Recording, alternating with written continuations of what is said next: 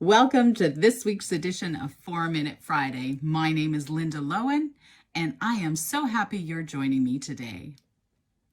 Last week, I decided to explore part of my backyard, and we went through a tour of the White Shell Provincial Park. I highlighted some of the magnificent places that you can find there and some of the wonderful activities like cliff jumping that you can participate in. I was going to choose a different part of Manitoba today. However, the news had different ideas for me.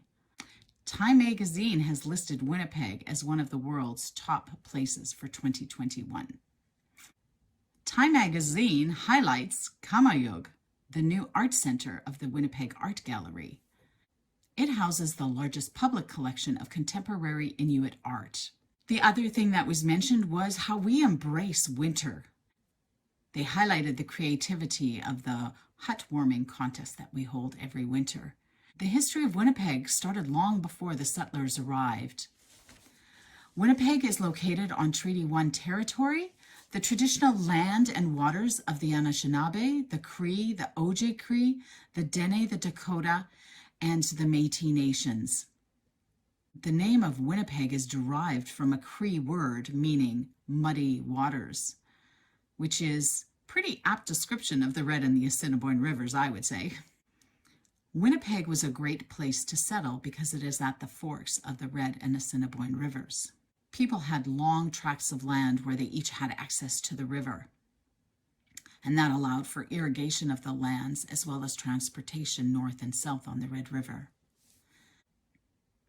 Now let's get back to some of the highlights of Winnipeg. Winnipeg has a lot of historical buildings.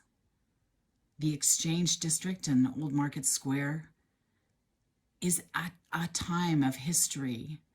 I love the way the Red River College has embraced the facades of the old buildings and created something modern underneath. If you walk down McDermott, you can see buildings that were built in the early 1900s. I think that's so fascinating.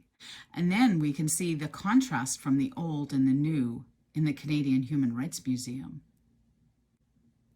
Winnipeg is also a hub for multiple genres of music: pop, folk, rock, blues, jazz.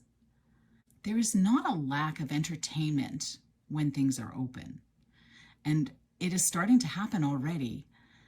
Some of the festivals that we have that are fantastic are the Folk Festival, the Folklorama, and in winter we've got the Festival de Voyageurs.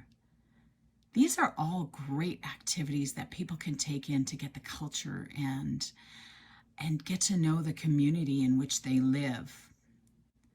And because I'm in travel, it has always been really important for me to support local communities when I travel. It is equally important for me to find out a little bit more about our community here at home.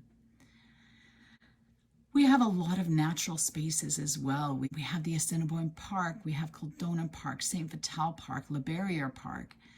Then we have a couple of really smaller parks as well in pockets of the city, some with carved trees in the shapes of faces and animals. It really makes me happy that there are so many creative people in Winnipeg. If you're looking for something to do in Winnipeg, I suggest you look at Tourism Winnipeg and see what you can find. So thanks for watching this week's 4-Minute Friday. Next week, I will explore another part of Manitoba. Have a wonderful weekend.